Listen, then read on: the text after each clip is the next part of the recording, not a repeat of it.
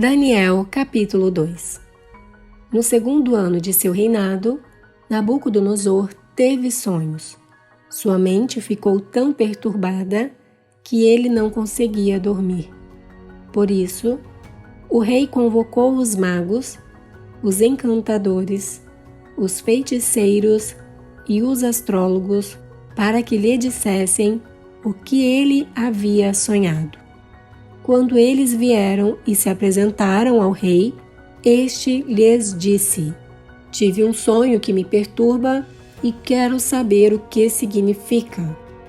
Então os astrólogos responderam em aramaico ao rei: "Ó rei, vive para sempre. Conta o sonho aos teus servos e nós o interpretaremos." O rei respondeu aos astrólogos: "Esta é a minha decisão. Se vocês não me disserem qual foi o meu sonho e não o interpretarem, farei que vocês sejam cortados em pedaços e que as suas casas se tornem montes de entulho. Mas, se me revelarem o sonho e o interpretarem, eu darei a vocês presentes, recompensas e grandes honrarias. Portanto, revelem-me o sonho e a sua interpretação." Mas eles tornaram a dizer: "Conte o rei o sonho a seus servos, e nós o interpretaremos." Então o rei respondeu: "Já descobri que vocês estão tentando ganhar tempo, pois sabem da minha decisão. Se não me contarem o sonho, todos vocês receberão a mesma sentença, pois vocês combinaram enganar-me com mentiras, esperando que a situação mudasse. Contem-me o sonho e saberei que vocês são capazes de interpretá-lo para mim." Os astrólogos responderam ao rei: "Não há homem na terra que possa fazer o que o rei está pedindo. Nenhum rei, por maior e mais poderoso que tenha sido, chegou a pedir uma coisa dessas a nenhum mago, encantador ou astrólogo. O que o rei está pedindo é difícil demais. Ninguém pode revelar isso ao rei, senão os deuses, e eles não vivem entre os mortais."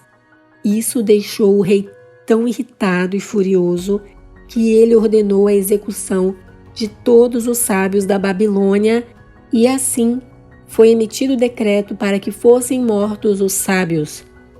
Os encarregados saíram à procura de Daniel e dos seus amigos para que também fossem mortos.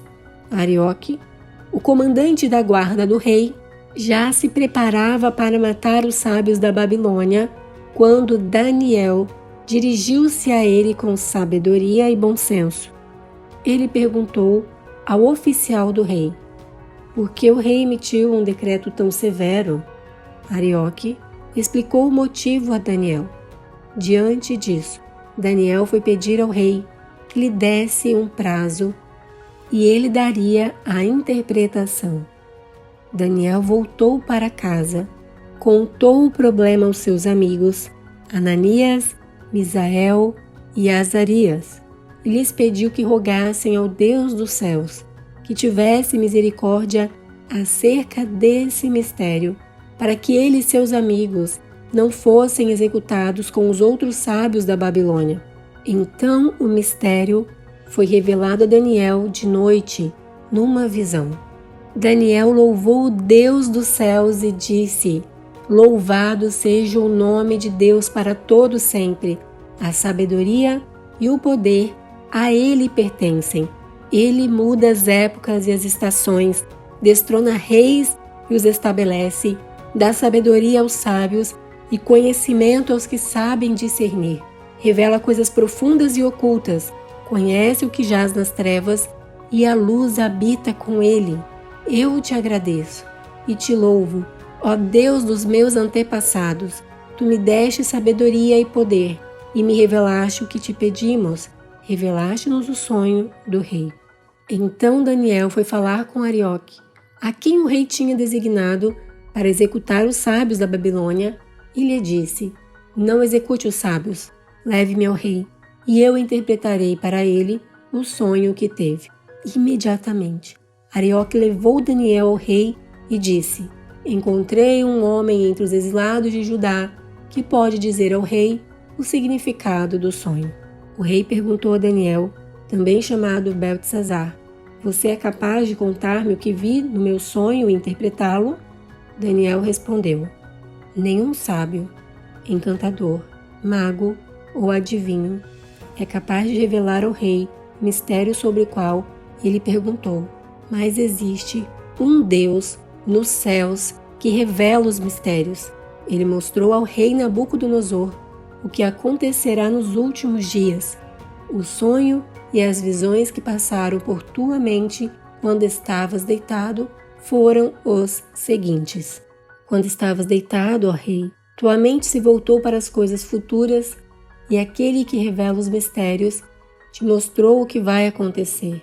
Quanto a mim, esse mistério não me foi revelado porque eu tenha mais sabedoria do que os outros homens, mas para que tu, ó rei, saibas a interpretação e entendas o que passou pela tua mente.